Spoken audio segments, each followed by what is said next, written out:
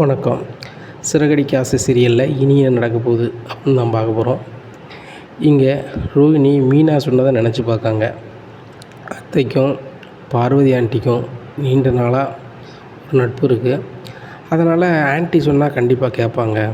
எப்படியாவது பார்வதி ஆண்டியை ஏமாற்றி ஆண்டி அப்படி இப்படின்னு சொல்லி அழுது பிறக்கினாலும் நம்ம ஆண்டிகிட்ட சமரசப்படுத்த சொல்லணும், வேறு வழி கிடையாது அப்படின்னு சொல்லி அவங்க வீட்டுக்கு போகிறாங்க. எங்கள் வீட்டில் போய் காலிங் பெல்லை அமுக்குறாங்க. அமுக்குறோன்னே பார்வதி ஆண்டி திறக்கிறாங்க. வா ரோகிணி, வாமா உள்ள உட்காரு அப்படிங்கிறாங்க. அப்போ பேசிகிட்டு இருக்கும்போது விஜயா சவுண்டு கேட்கு. ஐயோ, விஜயா சவுண்டில் கேட்குது, நீ கொஞ்சம் ஓரமாக இருமா அப்படிங்கிறாங்க. என்ன விஜயா அப்படிங்கும்போது, ஏ பார்வதி, உனக்கு தெரிஞ்ச அந்த மலையாள மந்திரவாதியை வர சொல்லு.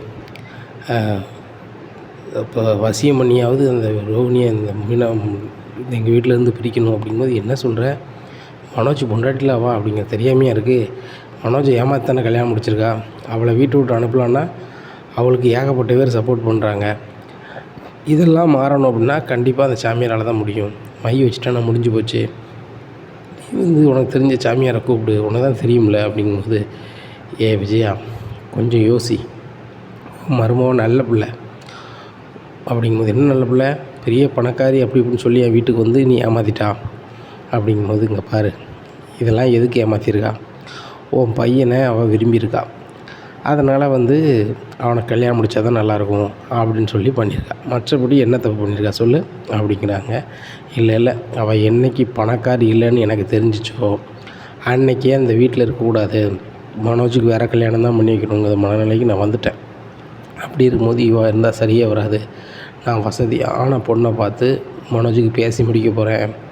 என்னை பார்க்க என் ஃப்ரெண்டு ஒருத்தி வாரா, ராஜேஸ்வரியோடைய சொந்தக்காரங்க, அவளும் என் கூட தான் படித்தா. அவளும் நிறைய வசதி இருக்குது. அதனால் அவள் பொண்ணு ரெண்டாந்தரத்து பொண்ணு தான். அந்த பொண்ணை நான் கல்யாணம் பண்ணி வைக்க போகிறேன். கோடிக்கணக்கான சொத்து இருக்குது. அதனால் இவனுக்கு ரெண்டாந்தரம் தான், அது ரெண்டாந்தரம் தான், ஒன்றும் பிரச்சனை இல்லை. அங்கே பிள்ளை குட்டி எதுவும் இல்லை. அப்படிங்கிறதுனால ஜெயின்னு வாழ்ந்துருவான்.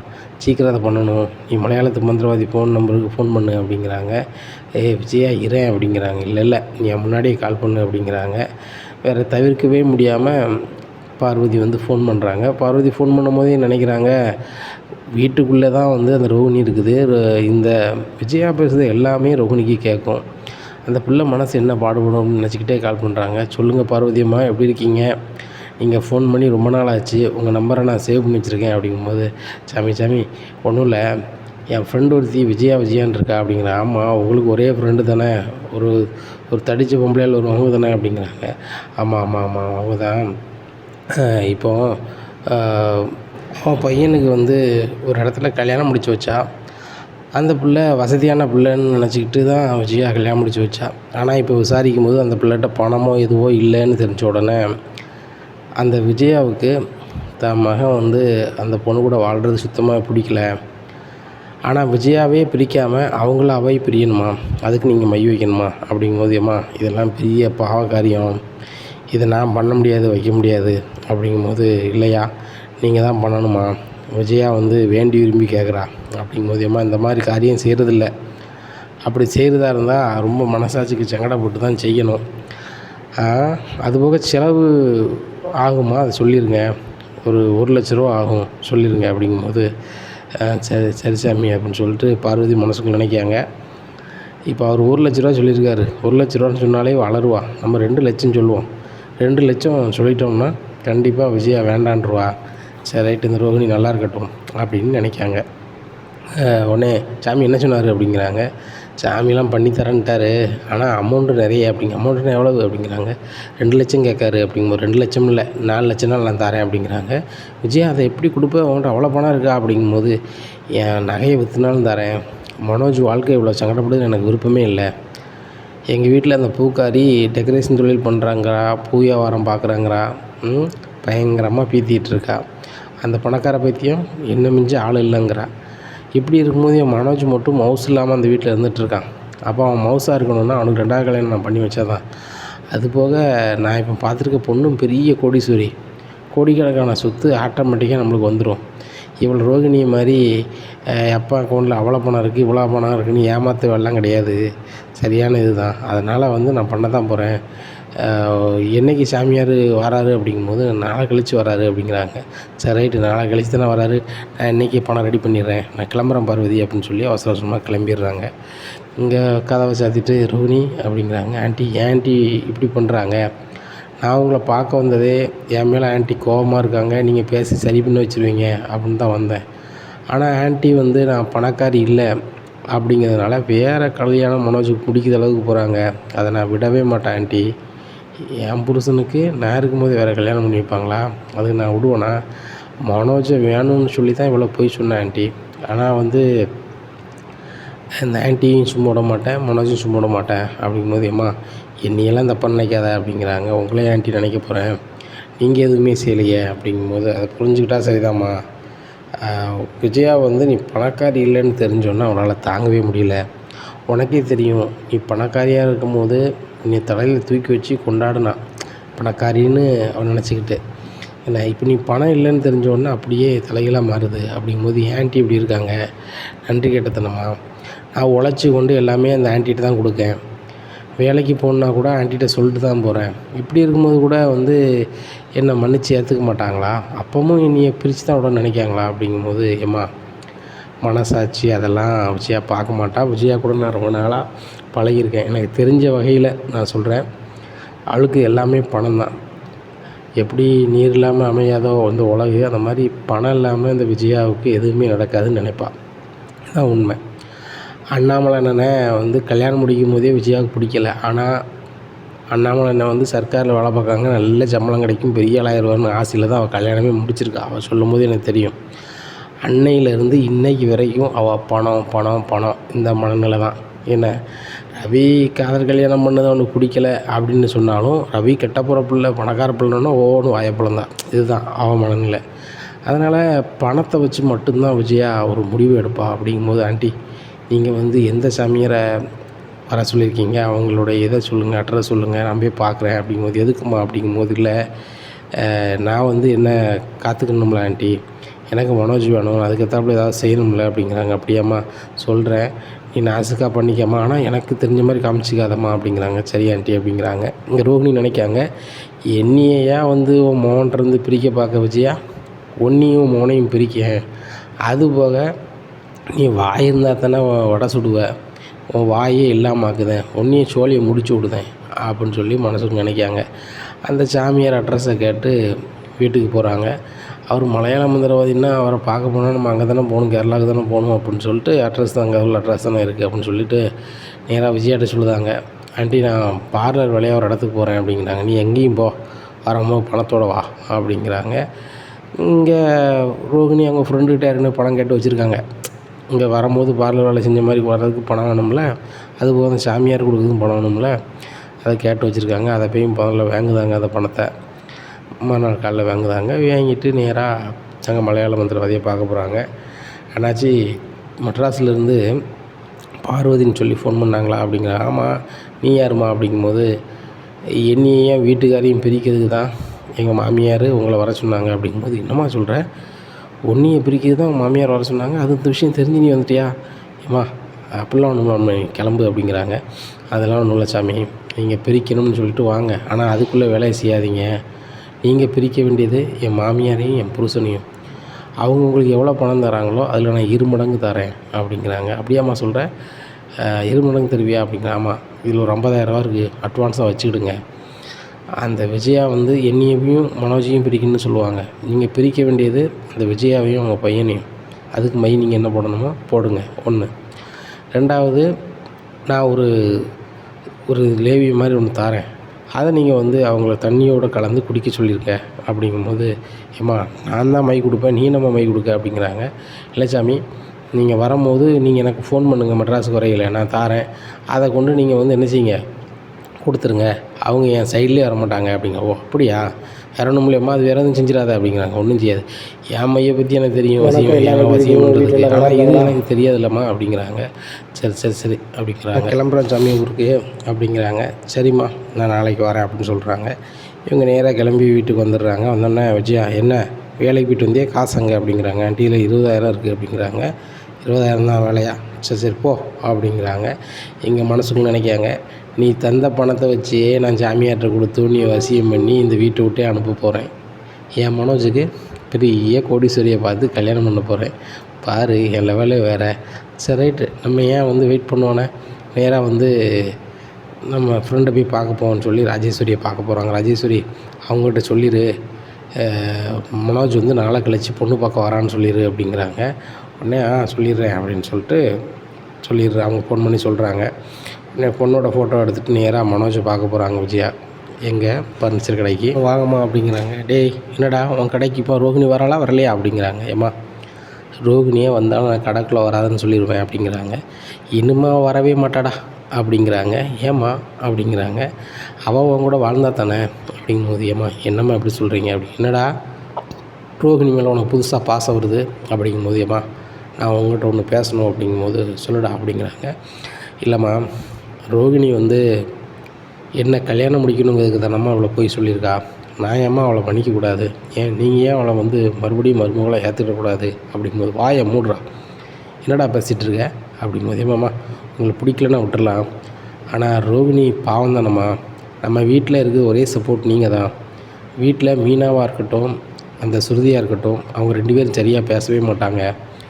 ஏன்னா உங்கள் கூட ரோகிணி இருக்கிறதுனால பேச மாட்டாங்க, சப்போர்ட்டும் பண்ண மாட்டாங்க. நீங்களே இப்போ அவட்ட பேசுகிறேன்னா அவள் என்னம்மா செய்வா அப்படிங்கும்போது, வீட்டை விட்டு போட்டுண்டா, ஆனால் அவள் எப்போ போகணுன்னு தான் நினச்சிட்ருக்கேன், ஆனால் போக மாட்றா, ரொம்ப இருமாப்பு பிடிச்சிக்கிட்டு இருக்கா. உங்கள் பாட்டியும் உங்கள் அப்பனும் சேர்ந்து தான் வந்து அவளை அங்கே அனுப்ப விட மாட்டேங்காங்க. அதுபோக அந்த முத்து மீனாவுக்கெல்லாம் அவள் இருக்கிறது ரொம்ப கொண்டாட்டம். ஏன்னா என் பொண்டாட்டி தான் கஷ்டப்பட்டவன்னு சொல்லி எங்கள் அம்மா பேசுனாங்க. இப்போ வந்து நீங்கள் கொண்டு வந்த மருமகளே கஷ்டப்பட்டவ தானே அப்படின்னு சொல்லி ரொம்ப நக்கலாக முத்தும் பேசிகிட்டு இருக்கான். அதுபோக அந்த மீனாவும் ரொம்ப ஓவராக பண்ணிகிட்ருக்கா. அதனால் இந்த ரோகிணி என்றைக்கு வீட்டை விட்டு போகிறாளோ அன்னைக்கு தான் அந்த விஜயாவுக்கு பழைய மாதிரியான மவுசு வரும் அந்த வீட்டில் அப்படிங்கும்போது, ஏம்மா ரோகிணி ஒரே ரூமில் இருந்துட்டு நான் பேசாமல் இருக்க ரொம்ப கஷ்டமாக இருக்குது அப்படிங்கிறாங்க.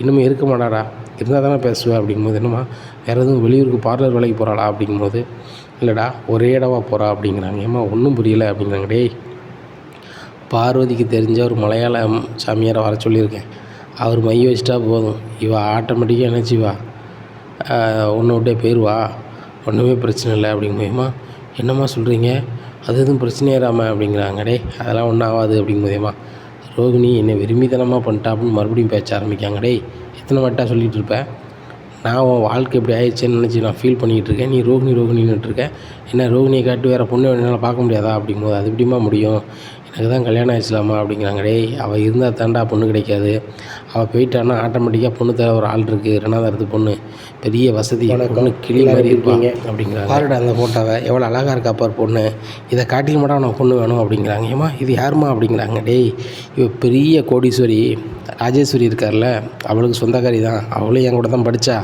அவள் மோளுக்கு வந்து ஃபாரினில் கல்யாணம் முடிச்சு வச்சுருப்பா அவளுக்கு, அந்த பையனுக்கு ஏகப்பட்ட வசதி, அவனுக்கு வேறு எங்கேயோ ஒரு பிள்ளைக்கிட்ட கனெக்ஷன் புழுக்கு, அதனால் வேண்டான்ட்டு வந்துட்டா, அவன் ஏதோ பணம் நிறைய கொடுத்து தான் வேண்டான்னு அனுப்பியிருக்கான். அதுபோக இவங்களே பெரிய கோடீஸ்வரங்க, கிட்டத்தட்ட அவங்க சொத்து மட்டுமே ஒரு 300 கோடி ரூபா 400 கோடி ரூபா இருக்குண்டா அப்படிங்கும்போது, ஏம்மா ரோகிணி இப்படி தான் சொன்னா அப்படிங்கும்போது, டேய் ரோகிணி ஃப்ராடு பண்ணாடா, ஆனால் இது உண்மையான சொத்து, எனக்கே தெரியும் அவங்க வீடு சொத்து பற்றிலாம் எங்கெங்கே இருக்குதுன்னு தெரியும். அதுபோக ராஜேஸ்வரி ஆண்டில் பொய்லாம் சொல்ல மாட்டா, இந்த பார்வதி மாதிரி ஒன்றும் தெரியாதவ கிடையாது, இப்போ ராஜேஸ்வரி போய் தெரியுமில்ல அப்படிங்க. ஆமாம்மா அவங்க பெரிய கோடீஸ்வரங்க தான் அப்படிங்கும்போது ஃபோட்டோவை பார்க்காங்க. ஃபோட்டோவை பார்த்தோன்னா பயங்கரமாக இருக்காங்க. ஏம்மா அப்போ இந்த பிள்ளைய கல்யாணம் முடித்த உடனே பணம் எனக்கு வந்துடுமா அப்படிங்கிறாங்க. டேய் நான் இதை சொல்லித்தான்டா பேச போகிறேன், கல்யாணம் முடித்த உடனே சொத்தை எல்லாமே அந்த பொண்ணுக்கு வந்துடணும், அதுபோக மனோஜுக்கு கொஞ்சம் சொத்து வரணும்னு நான் சொல்லியிருக்கேன் அப்படிங்கும்போது, ஏம்மா கொஞ்சம் சொத்துனா எனக்கு எவ்வளோ வரும் அப்படிங்கிறாங்க. எப்படின்னாலும் உனக்கு ஒரு 100 கோடி ரூபாய்க்கு சொத்து எழுதி வைப்பாங்க அப்படிங்கும்போது, ஏம்மா 100 கோடி ரூபானா நான் பயங்கரமாக பிஸ்னஸ் பண்ணி பெரிய ஆளாயிரும்மா, ரோகிணிகிட்ட ஒன்றுமே இல்லை, அப்படி இருக்கும்போது அவ கூட எதுமா வாழணும் அப்படிங்கும்போது, இப்போ தான் ரோகிணின்னு பேசினேன் அப்படிங்கிறாங்க. ஏம்மா ரோகிணிக்கு ஒன்றுமே கிடையாது, பணம் பெருசா ரோகிணி பெருசானா பணம் தானே பெருசுமா, பணம் தான் சந்தோஷமாக இருக்கலாம், ரோகிணி வந்து போனால் வேறு கல்யாணம் முடிச்சுட்டு போகிறேன் அப்படிங்கிறான். அப்படி சொல்லிட்டா நீ தான்டா என் பையன் அப்படிங்கிறாங்க.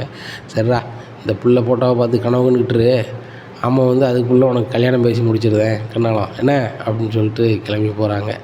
இங்கே மனோஜுக்கு பயங்கர சந்தோஷம், என்ன பயங்கர சந்தோஷம், நம்மளுக்கு கல்யாணம் முடிய போகுது அப்படின்னு சொல்லிட்டு. அப்போ பார்வதிட்ட ஃபோன் பண்ணி சொல்லுதாங்க விஜயா, என் பையன் மனோஜ் மனசை மாற்றிட்டேன், ரோகிணின்னு சொல்லிக்கிட்டு இருந்தான். இப்போ புதுசாக பார்த்துருக்க பொண்ணை வந்து அவன் விரும்ப ஆரம்பிச்சிட்டான். அப்படிங்கும்போது என்னப்பா விஜயா இப்போ வேலை பார்க்குற, ரோகிணியும் 1000 தான் இருந்தாலும் மருமவா, இப்படி சாமியாரெலாம் கூப்பிட்டு இப்படி பண்ணணுமா வைக்கணுமா அப்படிங்கும்போது, இங்கே பாரு பார்வதி, நான் என்ன சொல்கிறேனோ அதை மட்டும் செய், தேவையில்லாமல் எதுவும் சொல்ல வேண்டாம் சரியா அப்படிங்கிறாங்க. உடனே சரிம்மா விடு, அதுக்கு மேலே வாஞ்சவரியம் அப்படிங்கிறாங்க. இங்கே ராஜேஸ்வரிக்கு ஃபோன் பண்ணி சொல்லியிருந்தாங்க, என் பையனுக்கு பொண்ணை ரொம்ப பிடிச்சி போச்சு, மனோஜ் போட்டால் தந்திருக்கோம்னா நீ கொண்டு பொண்ணு வீட்டில் கொடு அப்படிங்கிறாங்க. பொண்ணு வீட்டில் வந்து கொடுத்தாங்க. பொண்ணும் பார்த்துட்டு எனக்கு ஓகே அப்படி இப்படின்றாங்க. எப்படியா இருக்குது. இங்கே மனோஜ் பயங்கர கற்பனை கோட்டை கட்டுறாப்புல. இப்போ நம்மளுக்கு கடை இருக்குது 30 லட்சம் சில்லறை தான், அதை கொடுக்க போகிறோம். இதே மாதிரி ஃபர்னிச்சர் கடையை சிட்டி பூரா வைக்க போகிறோம், சாமுன்னு வரப்போகிறோம். இல்லைன்னா வேலையே பார்க்காலும் பரவாயில்ல, அங்கே தான் கோடிக்கணக்கில் சுற்று இருக்குது, அனுபவிக்க வேண்டியதான், ஒவ்வொரு நாட்டுக்காக போய் என்ஜாய் பண்ண வேண்டியதான் அப்படி இப்படின்னு சொல்லி பயங்கர கற்பனை கோட்டை கட்டுதாப்புல நம்ம மனோஜ். இங்கே எப்படியா இருக்குது. அங்கே சீதாவோட காதலர் வந்து, உங்கள் வீட்டில் நீ சொல்கிறியா சொல்லலையா, உங்கள் வீட்டில் நீ எதுவுமே சொல்ல மாட்டேற அப்படின்னு சொல்லி அருண் ரொம்ப வருத்தப்படுறாப்புல. அப்போ அதுக்கெலாம் நேரம் வேண்டாமா அப்படிங்கும்போது, எப்படி காலம் போயிட்டே இருக்குது, எங்கள் வீட்டில் எங்கள் அம்மா கேட்குறாங்க, நீ வந்து கல்யாணம் சீதாவை தான் முடிப்பேன்னு சொல்கிற, அப்படின்னு உனக்கு முடிக்க விருப்பம் இல்லை அப்படின்னு சொன்னால் சொல்லிடு, நம்ம சொந்தத்தில் வேறு பொண்ணு இருக்குதுன்னு சொல்கிறாங்க, எனக்கு தான் விருப்பம் இல்லை, ஆனால் எங்கள் அம்மா ஆசைக்காக நான் கல்யாணம் முடிச்சு தானே ஆகணும் அப்படின்னு சொன்னோன்னா சீதா அழ ஆரம்பிச்சிடுறாங்க. ஏன் சீதா அழுற அப்படிங்கிறாங்க. இல்லை, உங்களை தவிர வேறு மாப்பிள்ளையே நான் மனசுக்குள்ள நினைக்கல, அப்படி இருக்கும்போது நான் வந்து இல்லாத வாழ்க்கை நீங்கள் அமைச்சிக்கிட்டேன்னு சொல்லும்போது கஷ்டமாக இருக்குது அப்படிங்கும்போது, சீதா நான் சும்மா தான் சொன்னேன், சீக்கிரம் உங்கள் வீட்டில் பேசு, நானும் எங்கள் அம்மாவுக்கு வயசாகிட்டே போகுது, அவங்களுக்கு நான் ஒரு மருமகளாக கொண்டு போய் நிறுத்தணும்ல அப்படிங்கிறாங்க. சரி, நான் பொறுக்கல, எங்கள் மாமாவை ஃபோன் பண்ணி வர சொல்கிறேன் அப்படின்னு சொல்லி கால் பண்ணுறாங்க. மாமா எங்கே இருக்கீங்க அப்படிங்கிறாங்க. ஏம்மா கார் ஸ்டாண்டில் இருக்கேன் அப்படிங்கிறாங்க. நானே எங்கே வரேன் மாமா அப்படிங்கிறாங்க. என்னம்மா என்னாச்சு, எங்கே இருக்க அப்படிங்கிறாங்க. மாமா ஹாஸ்பிட்டல் முன்னாடி தான் இருக்கேன் அப்படிங்கிறாங்க. நான் வேணா அங்கே வரேம்மா அப்படிங்கிறாங்க. இல்லை மாமா நானே எங்கே வரேன் அப்படின்னு சொல்லிட்டு சொல்கிறாங்க. சரிம்மா அப்படின்னு சொல்லிட்டு ஃபோனை வைக்கிறாங்க.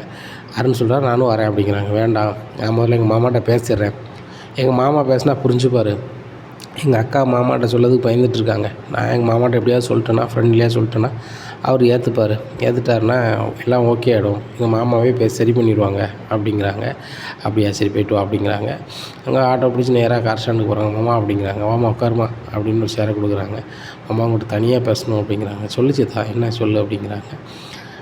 மாமா நான் ஒரு ஆளை விரும்புகிறேன் அப்படிங்கும்போது, சீதா கை கொடும்போதில்ல அப்படிங்கும்போது, என்னமாம்மா நீங்கள் கோவப்படலையா அப்படின்னா, எதுக்கு கோவப்படணும், நீ வந்து ஒரு பையனை விரும்பியிருக்க, அது வந்து பெரிய விஷயம் தானே, உனக்கு பிடிச்சமான மாப்பிள்ளையை தானே நாங்கள் பார்க்கணும், அதானே சரியாக இருக்கும், நீ நல்லா படிச்சிருக்க, எப்படி நீ நல்லா படித்த பெண்ணை பிடிச்ச பெண்ணை தானே நீ பார்த்துருப்ப அப்படிங்கும்போது, ஆமாம்மா அவர் நல்லாவே படிச்சிருக்காரு, ஒரு சர்க்கார் வேலையிலையும் பார்க்காரு அப்படிங்கும்போது, அப்படியாம்மா இப்போ உனக்கு பிடிச்சிருந்துச்சின்னா ஓகே தான்ம்மா, அவங்க 2 பேரும் வாழ்க்கை நடத்துறதுக்கு அவரே உழைச்சி கொடுத்தா போதுமானது, அவரே உழைக்கலனா கூட நீ உழைச்சி பார்த்துப்பேன்னு எனக்கு தெரியுமா அப்படிங்கிறாங்க.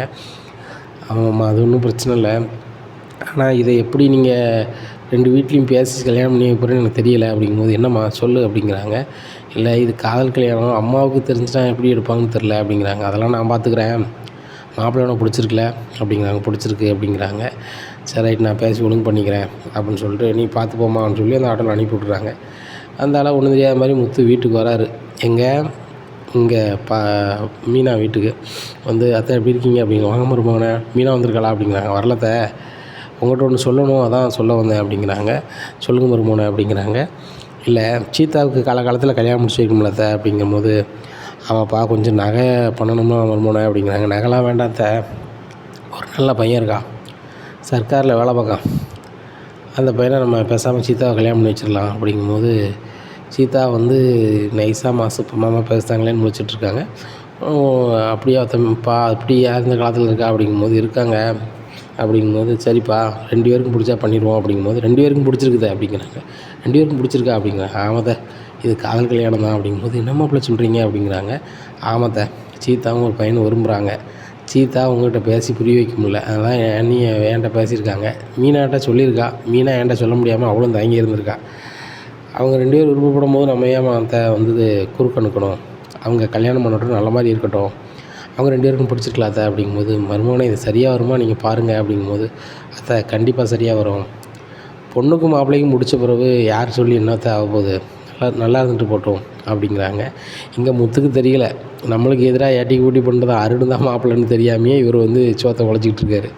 உடனே சரி சரி மருமகனே உங்களுக்கு பிடிச்ச ஓகே தான் அப்படிங்கிறாங்க. நேராக வீட்டுக்கு போகிறாங்க. நைட்டு மீனாக்கிட்ட நடந்தது எல்லாம் சொல்கிறாங்க. மீனா அந்த மாதிரி சீதாவுக்கு பிடிச்ச மாப்பிள்ளைய அவள் கல்யாணம் முடிக்க போகிறா, அதை என்கிட்ட சொன்னா, உங்கள்கிட்ட கூட சொன்னாலாமே அப்படிங்கிறாங்க. ஆமாங்க, உங்கள்கிட்ட சொன்னால் நீங்கள் கோவப்படுவீங்களோன்னு சொல்லிட்டு தான் நான் சொல்லலை அப்படிங்கிறாங்க. மீனா சும்மா கோவப்படுறதுக்கு என்ன இருக்குது, அதில் ஒரு காரணம் இருக்கணும். சீதா ஒரு பையனை விரும்புகிறா, அந்த பையனை விரும்புகிறாரு. அவனும் வீட்டில் வந்து கல்யாணம் எப்போன்னு கேட்டுட்டு இருக்காங்களாம். அப்போ நம்மளுக்காக தான் சீதா வந்து எங்கள் வீட்டு சம்மதம் வேணுங்க, அக்கா மாப்பிள்ளை சம்மதம் இருக்கணும், வீட்டில் எல்லோரும் சரினா தான் கல்யாணம் முடிப்பேன்னு சொல்லிகிட்டு இருக்கான். என்கிட்டே வந்து சீதா டைரெக்டாக பேசிட்டா. சீதாவே பேசிட்டாளா? சீதா பேசினா. இதனால தான் எனக்கு தெரிய வந்துச்சு. உங்கள் அம்மாட்டையும் பேசிட்டேன், உங்கள் அம்மாவுக்கும் சம்மதம் தான், உனக்கும் சம்மதம் தானே, எனக்கும் சம்மதம் தான். மாப்பிள்ளை பையனை ஒரு நாள் போய் நம்ம நேரில் பார்ப்போம், பார்த்துட்டு அவங்க அம்மாவையும் அப்பாவட்டையும் பார்த்து பேசுவோம் அப்படிங்கும்போது, மாப்பிள்ளைக்கு அப்பா கிடையாதாங்க அப்படிங்கிறாங்க. அதை பற்றி பிரச்சனை இல்லை, அப்போ சம்மந்தம் பேசுறதுக்கு அவங்க இங்கே வருவாங்களா, நம்ம போகணுமா, அதை கேட்டுக்கிட்டு பண்ணிட வேண்டியதானே அப்படிங்கும்போது, சரிங்க அதை நம்ம பண்ணிக்கலாம், சீதாட்டே பேசிக்கிறோம் காலையில் அப்படிங்கிறாங்க. சரிம்மா அப்படின்னு சொல்லி சாப்பிட்டு தூங்குதாங்க. காலையில் விடிஞ்சோடனே பார்வதி வீட்டுக்கு போயிருந்தாங்க விஜயா. அங்கேருந்து சாமியார் கால் பண்ணுவாங்க. சாமியார் வந்து அங்கே வரதுக்கு முன்னாடியே ரோகிணி ஒரு இடத்துல பார்த்து ரோகிணிகிட்ட வாங்க வேண்டியதை வாங்கியிருந்தாங்க. ரோகிணி ஒரு மருந்து கொடுக்காங்க, இதை வச்சுக்காங்க, இதை வந்து தண்ணியோடு கலந்து குடிக்க சொல்லுங்கள் அந்த விஜயாவை அப்படிங்கிறாங்க. சரி ரைட்டு அப்படிங்கிறாங்க. இங்கே ரோகிணி நினைக்காங்க, நம்ம கொடுத்த இது கரெக்டாக வேலை செய்யும், அப்படி வேலை செஞ்சிச்சுன்னா கண்டிப்பாக எங்கள் அத்தையால் பேசவே முடியாது, அதான் வாய் ஒட்டிக்குமே 1 ஹவர் கழிச்சு, அதுக்குள்ளே வந்து 1 ஹவர் சாமியார் போயிடுவார், அப்படி எதுவும் மாட்டினார்னா சாமியார் தான் மாட்டுவார், சாமியார் கொடுத்ததில் தான் வாய் இப்படி ஒட்டிக்கிடுச்சின்னு சொல்லிட்டு நம்மளுக்கு ஒன்றுமே பிரச்சனை இல்லை அப்படின்னு சொல்லி இங்கே ரோகிணி நினைக்காங்க. நம்ம பைசா வாங்கினதுக்கு அவர் நம்மளை சொல்லியாக கொடுக்க போகிறாரு அப்படின்னு நினைக்காங்க. நேராக பார்வதி வீட்டுக்கு போகிறாங்க. பார்வதி வீட்டில் போய் அந்த சாமியார் செய்ய வேண்டியதை ஒரு உண்மையாவது ஒரு மந்திரத்தை சொல்லுற மாதிரி சொல்லுதார். இந்த மையை வச்சுக்காங்க, அந்த பையனுக்கு இதில் காஃபியில் போட்டு எதில் போட்டு கொடுத்துருங்க, அதுபோக அந்த பொண்ணுக்கும் அதே மாதிரி அது காப்பிலே எதுலையோ போட்டு கொடுக்குற மாதிரி பண்ணிடுங்க அப்படிங்கும்போது, சரி நான் பண்ணிடுறேன் அப்படின்றாங்க.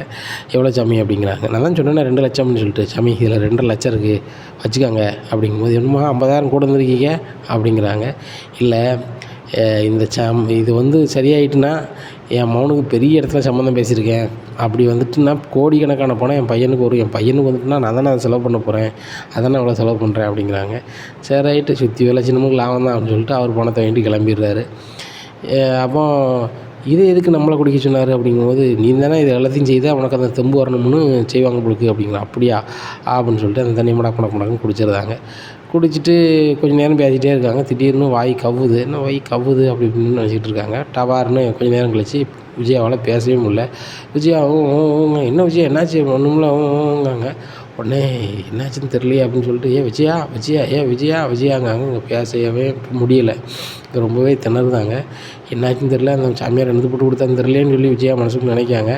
விஜயா வாயா முதல்ல ஆஸ்பத்திரி போவோம், வேறு என்ன ஆச்சுன்னு தெரியலையே அப்படிங்கும்போது, விஜயா ஒருவேளை அந்த மையை உன் கையில் வச்சுட்டு இருக்கும்போது அப்படி இருக்கோ, நீ கொடுக்க வேண்டியதை கொடுக்கணுமோ அப்படிங்கும்போது, அதனால தான் நம்மளுக்கு இப்படி வாய் பேச முடியாமல் இருக்கோ, சரி ரைட்டு நம்ம இன்றைக்கி இது செஞ்சிட வேண்டியதான் அப்படின்னு சொல்லி நேராக வீட்டுக்கு போகிறாங்க. வீட்டுக்கு போனோன்னே விஜயா ரொம்ப அமைதியாக ரூமுக்கு பார்த்து போகிறாங்க. அப்போ அண்ணாமலை பார்க்காங்க. எப்போவுமே விஜயா வாய் சும்மா இருக்காது, எதையாவது லொடன்னு பேசுவா. இப்போ நான் ரொம்ப அமைதியாக போகிறா தெரியலையே அப்படின்னு சொல்லிட்டு பார்க்காங்க. இங்கே பெட்ரூமில் போய் பேக்கெல்லாம் வச்சுட்டு நேராக கிச்சனுக்கு போய் எனக்கு போடுதாங்க காஃபி போடுறாங்க.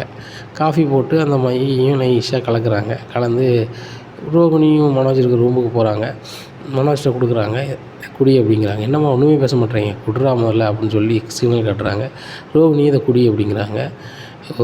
அந்த சாமியார் கொடுத்த மைய இதில் போட்டிருக்கியா, அதான் நீ குடிங்கிறியா, சாமியார்னு சும்மா போடுறத பேஸ்ட்டு தானே குடிக்கணும்னு சொன்னார், சரி பார்த்துக்கலாம் விடு அப்படின்னு சொல்லி நான் கொஞ்சம் நேரம் கழிச்சு குடிச்சிக்கிறேன் ஆண்டி அப்படிங்கிறாங்க. குடி அப்படிங்கிறாங்க. அதனால் ரோகிணி மொடன்னு குடிச்சிடுறாங்க. எப்பா 2 பேரும் குடிச்சிட்டாங்க, ஒன்றும் பிரச்சனை இல்லை அப்படின்னு சொல்லிட்டு ரூம் விட்டு வெளில வந்துடுறாங்க. இன்னும் சரியாயிருமா, மையெல்லாம் களியாயிருச்சுல அப்படின்னு சொல்லி இது பண்ணி பார்க்காங்க. பேசவே முடியலை. அப்போ காலையில் சரியாயிருமான்னு பார்க்காங்க. காலையிலையும் ஒன்றுமே பேச முடியல. விஜயா நான் வந்து எங்கள் அம்மாவை பார்த்துட்டு வரேன், நான் போயிட்டு வரேன் அப்படிங்கும்போது, போயிட்டு வாங்கன்னு மண்டையாடுறாங்க. என்ன விஜயா நீ வாயிலேருந்து ஒன்றுமே பேச மாட்டேங்க அப்படிங்கிறாங்க. இவர்கிட்ட சொல்லக்கூட முடியலையே அப்படின்னு சொல்லிட்டு, சரி போயிட்டு வாங்க அப்படிங்கிறாங்க. அதில் எல்லோரும் கிளம்பிடுறாங்க. மனோஜ் மட்டும் வீட்டில் இருக்கார். என்னம்மா நேற்று காஃபிலாம் நீங்கள் போட்டு கொண்டு கொடுத்தீங்க, ரோகிணி மேலே இப்போ உங்களுக்கு பழையபடி பாசம் வந்துச்சா அப்படிங்கிறாங்க. இன்னும் டேய் அப்படின்னு சொல்லிட்டு கூப்பிட்றாங்க. என்னம்மா அப்படிங்கிறாங்க. தாளை பலார்னு வாங்குறாங்க. உடனே ஒரு பேனா எடுத்துட்டோம் அப்படிங்கிற பேனா மண்ணாங்கட்டி பயலை, உனக்காக தான் நான் வந்து இவ்வளோ பண்ணியிருக்கேன் வச்சுருக்கேன், அந்த மையை வந்து அந்த காப்பியில் போட்டு கொடுத்தேன் உனக்கு அவளுக்கும் அப்படிங்கும். என்னம்மா என்கிட்ட நீங்கள் சொல்லியிருக்க வேண்டியதானே, நானே சாப்பிட்டுக்கோங்களேன் அப்படிங்க. டே தந்தாச்சு, இப்போ எனக்கு வாய் வந்து ஒட்டிக்கிடுச்சுடா, இப்போ எதையாவது செஞ்சு இதை பிரிக்கணும் அப்படிங்கும்போது எனக்கு ஒன்றும் புரியலம்மா அப்படின்னு சொல்லி எழுதி காமிக்காரு. உடனே மறுபடியும் எழுதுறாங்க. நீ என்கிட்ட எழுதி காமிக்க, நீ தான் வாயில் பேசினா எனக்கு புரியுமே அப்படிங்கிறாங்க. நேராக பார்வதி ஆண்டிக்கு ஃபோன் பண்ணி ஒரு ஆஸ்பத்திரி கூட்டி போகிறாங்க. ஆஸ்பத்திரி கூட்டி போய் செக் பண்ணி பார்க்கும்போது அது ஒரு பசமருந்து, அது வாய் ஒட்டிக்கிடுச்சு, அது போக ரொம்ப நேரம் ஆகி போச்சு, இனிமேல் இது பண்ணணும் அப்படின்னு சொன்னால் அது கொஞ்சம் நிறைய செலவாகும், வெளியிலேருந்து தான் பெரிய மருத்துவர்லாம் வரணும் அப்படி இப்படிங்கிறாங்க. இன்னும் என்ன டாக்டர் சொல்லுதீங்க அப்படின்னு சொல்லி மனோஜும் அம்மாவும் அந்த பார்வதியும் கேட்காங்க. ஆமாம், இதுக்கு இன்னொரு 1,00,000 ரூபா ஆகும், 1,00,000 ரூபா ரெடி பண்ணால் இது பண்ணிடலாம் வச்சிடலாங்கும்போது மனோஜ் அந்த 1,00,000 ரூபாய்க்கு என்ன செய்ய போகிற அப்படிங்கும்போது, ஆண்டி என்கிட்ட பணம் இல்லையே, நீங்கள் இருந்தால் கொடுங்களேன் அப்படிங்கும். என்னடா சொல்கிற மனோஜ், நீ பெரிய பிஸ்னஸ்மேன் அப்படி இப்படின்னு உங்கள் அம்மா சொல்லிகிட்டு இருப்பா, அவன்கிட்ட 1,00,000 இல்லையா அப்படிங்கும்போது, நம்ம அக்கௌண்ட்டில் 1,00,000 இருக்குது, ஆனால் அம்மாவுக்காக நம்ம செலவு பண்ணணுமா கையிலேருந்து அப்படின்னு சொல்லி முழிக்கிறாரு. விஜயா தான் மனோஜ் மேலே நிறைய பாசம் வச்சுருக்காங்களே தவிர்த்து இந்த மனோஜ் வந்து விஜயா மேலே துளியளவு கூட பாசம் வைக்கல. பணம் அப்படிங்கிற மனநிலையில் தான் இருக்காங்க. விஜயா வளர்ப்பு எப்படி இருக்கும் அப்படி தானே இருக்கும், அப்படியா இருக்குது. உடனே சரி நானாவது என் நகையை வச்சு கொண்டு வரேன் அப்படிங்கும்போது, இல்லை எங்கள் அம்மாவுக்கு இது தெரிஞ்சுன்னா என்னையே எதுவும் சொல்லுவாங்க அப்படின்னு சொல்லிட்டு, ஆண்டி நானே ரெடி பண்ணி தான் சொல்லி பணத்தை வந்து கொடுக்காங்க. அதுக்கப்புறம் ரெடி பண்ணி வீட்டுக்கு வராங்க. அப்போ சொல்லியிருந்தாங்க, இன்னும் 1 வாரத்துக்கு நீங்கள் பேசக்கூடாது, வைக்கக்கூடாது, அமைதியாக தான் இருக்கணும்னு சொல்லிட்டு. இங்கே விஜயா நினைக்காங்க, சரி ரைட்டு, இந்த 1 வாரத்துலேயே ரோகிணி இந்த வீட்டை விட்டு போயிட்டால் நல்லாயிருக்குன்னு நினைக்காங்க. ரோகிணி வழக்கம் போல் இந்த வீட்லேயே இருக்காங்க, போகவே மாட்டேங்காங்க. மனோஜ் வந்து கேட்காங்க விஜயாட்ட, என்னம்மா நீங்கள் மை போட்டு கொடுத்தோன்னே ரோகிணியை நோட்டு போயிடுவா அப்படின்னு சொன்னீங்க, அவள் இந்த வீட்டிலே தான் இருக்கா, அப்போ நான் எப்படி தான் கல்யாணம் முடிக்கிறது, நான் என்னை தான் கோடீஸ்வரன் ஆகிறது அப்படிங்கும்போது, டேய் இப்போ தாண்டா எனக்கு சரியாகிக்கிட்டு இருக்குது, அந்த சாமியார் தாண்டா பார்க்க போகணும், அந்த பார்வதி தாண்டி அந்த சாமியை சொன்னா அப்படின்னு சொல்லிட்டு, பார்வதி அப்படின்னு சொல்லி கணக்க ஆரம்பிக்காங்க. என்ன வச்சியா பழையபடி ஆகிட்டியா அப்படிங்கிறாங்க. பழையபடி தான் நான் விட்டுற போல், பிச்செடுக்க விட்டுற போல் அப்படிங்கிறாங்க. என்ன வச்சியா அப்படிலாம் பேசுகிற அப்படிங்கிற என்ன வச்சியான்னு சொன்னால், என் பையனும் ரோகிணியும் பிரியதுக்கு தானே அந்த சாமியார்கிட்ட வந்து நம்ம பணம் கொடுத்தோம், 2.5 லட்சம் கொடுத்தேன், கொடுத்து வந்து மையெல்லாம் வாங்கினேன். ஆனால் அந்த சாமியார் வந்து ஒருமே வேலைக்கு ஆகலை. கடைசியில் அவர் இனிமேல் எனக்கு தந்து ஏன் வாங்கி ஒட்டுனது தான் மிச்சம், அதுக்கு 1 லட்சம் செலவாயிருக்கு. அந்த சாமியாரை எங்கன்னு ஃபோன் பண்ண அப்படிங்கிறாங்க. சாமியாருக்கு பார்வதி ஃபோன் பண்ணுவாங்க, எடுக்கவே இல்லை. ஏன்னா இங்கே நடக்கிற டக்காலிட்டி அவருக்கு தெரியுமே, நம்ம பண்ணதுனால எதுவும் எசக்கு பசக்க ஆகிப்போச்சோன்ட்டு. அதனால் இப்போ விஜயா ஃபோனே எடுக்க மாட்டேக்காரு அப்படிங்கிறாங்க. அவர் அட்ரஸ் ஒன்று தெரியுங்களா, நாளைக்கு நம்ம நேரில் போகிறோம் அப்படிங்கிறாங்க. இங்கே அதனால் நேரில் கிளம்பி போகிறாங்க, மறுநாள் கிளம்பி போகிறாங்க. அப்போது சாமியார் என்ன விஷயமா வந்திருக்கீங்க அப்படிங்கிற, உங்களுக்கு தெரியாதா என் பையனையும் அந்த வீட்டில் இருக்க ரோகிணியை நான் பிரிக்கணும்னு சொல்லி தான் உங்கள்கிட்ட மை போடுறதுக்கு பணம் கொடுத்தேன், நீங்கள் ஏன் இப்படி பண்ணலை அப்படிங்கும்போது அவர் சிரிக்கார். உடனே என்ன சிரிக்கிங்க அப்படிங்கிறாங்க. இல்லைம்மா, ஒரு பக்கம் வேலை பார்த்தா நான் வந்து அப்படி இப்படின்னு பண்ணலாம், 2 பக்கம் வேலை பார்த்தா என்ன செய்ய முடியும், ஏதாவது ஒரு பக்கம் தானே செய்ய முடியும் அப்படிங்கும்போது, ஒன்றும் புரியலை அப்படிங்கும்போது, உங்கள் மருமகளாக இருக்க அந்த ரோகிணி பிள்ளை என்னை தேடி முந்தினாலே வந்துட்டு என்ன வந்து நானும் என் புருஷனும் பிரியக்கூடாது, என் அம்மையையும் என் புருஷனையும் பிரிக்கிறதுக்கு நீங்கள் என்ன வழியோ அதை தான் செய்யணும் அப்படின்னு சொன்னது. நான் உங்களுக்கும் பாதகமாக இருக்க முடியல, அங்கேயும் பாதகமாக இருக்க முடியல, 2 பக்கம் பணத்தை வாங்கிட்டு நான் அமைதியாக இருந்துட்டேன். நான் தந்தது மை கிடையாது, அது வந்து என்னது, ஒரு சத்து தான், சத்துக்குள்ள ஒரு இது தான் அப்படிங்கிறாங்க. இதை கேட்ட விஷயம், உங்களுக்குலாம் அறிவு இல்லை அப்படிங்கிற. ஏம்மா உங்களுக்கு தான் அறிவு இல்லை, வாழை வந்த பிள்ளையா பிரிக்கணும்னு நினைக்கிங்க, உங்களுக்கு என்ன அறிவு இருக்குது, இப்போ நீங்கள் ஓவராக பண்ணிங்கன்னா நான் ஸ்டேஷன்லேருந்து ஆள் கூப்பிட்ருவேன், உங்கள் மறுபோல பிரிக்கிறதுக்கு அப்படி பண்ணுங்க இப்படி பண்ணுங்கன்னு சொல்லி நீ உரி பண்ணுதாங்கன்னு சொல்லிடுவேன் அப்படிங்கிறாங்க. பார்வதி அப்பா கிளம்பிடலான்னு சொல்லிட்டு கிளம்பி வந்துடுறாங்க. என்ன நீ சொன்ன சாமியார் இப்படி இருக்காரு அப்படிங்கும்போது, விஜயா எல்லாத்துக்கும் காரணம் நீ தான், கரெக்டான வழியில் போயிருந்தேன்னு வச்சுக்கோயேன் ஒரு பிரச்சனையும் இல்லை, நீ வந்து நேர்மையற்ற வழியில் உன் மருமகளை பிரித்து விட்டு அனுப்பணும்னு நினச்சேன், அந்த ரோகிணி இப்படி பண்ணிட்டா அப்படிங்கும்போது, என் வாய் இப்படி ஆகுதுக்கான அந்த ரோகிணி தானா, அவளை நான் சும்மா விட மாட்டேன் அப்படின்னு சொல்லி நேராக வீட்டுக்கு போகிறாங்க. வீட்டில் போய் ரோகிணியை போட்டு பலார்னு வாங்குதாங்க. உடனே அண்ணாமலை என்னாச்சு விஜயா அப்படிங்கிறாங்க. இங்கே வாயை மூடிட்டு இருங்க அப்படிங்கும்போது, என்ன தான் நடந்துச்சு அப்படிங்கிறாங்க. ஏங்க எனக்கு வாய் பேச முடியாமல் நான் ஆஸ்பத்திரி கிடந்த காரணமே இந்த ரோகிணி தாங்க அப்படிங்கிறாங்க. என்ன சொல்கிற அப்படிங்கும்போது, ஆமாங்க எனக்கு ஒரு மருந்தை கொடுத்து வந்து என் வாயை பேச முடியாமல் வச்சுருக்கா அப்படிங்கிறாங்க. இதை கேட்டால் எல்லாருமே ஷாக்காகி நிற்கிறாங்க.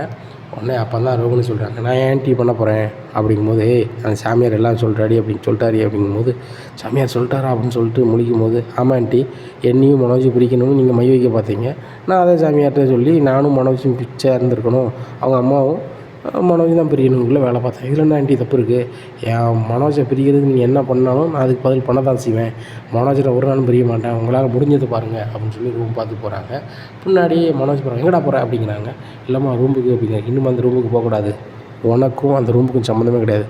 இன்னுமே வந்து என் ரூமில் தான் தூங்குவேன். இனிமேல் ரோஹிணி யாரோ நீ யாரோ சரிதானா, நீ பண்ணுற பாட்டில் அவன் இந்த வீட்டை விட்டு கிளம்பி போகிற மாதிரி இருக்கணும் அப்படிங்கிறாங்க. சரிம்மா அப்படின்னு சொல்லி இங்கே அண்ணாமலை ரூம் பார்த்து போகிறாங்க. அண்ணாமலை பின்னாடியே வந்து மனோஜ், நீலாம் மனுஷனாடா, மனசு பிள்ளடா, ஏடா அவங்க அம்மா வந்து சொல்லுதானே அதை கேட்டுக்கிட்டு ஆடிக்கிட்டு இருக்க, ஒழுங்கு மரியாதையாக ரோகிணி சேர்ந்து வாழ வழியை போகிறடா அப்படிங்கிறாங்க. உடனே இல்லைப்பா, அம்மா சொல்கிறது மட்டும்தான் நான் கேட்பேன் அப்படின்னு சொல்லி போகிறாரு. இனி என்ன நடக்கும் இந்த அண்ணாமலை வீட்டில் அப்படிங்கிறத பொறுத்து வந்து பார்க்கலாம். நம்ம சேனலை நீங்கள் மறக்காமல் லைக் அண்ட் சப்ஸ்கிரைப் பண்ணுங்கள். நன்றி, வணக்கம்.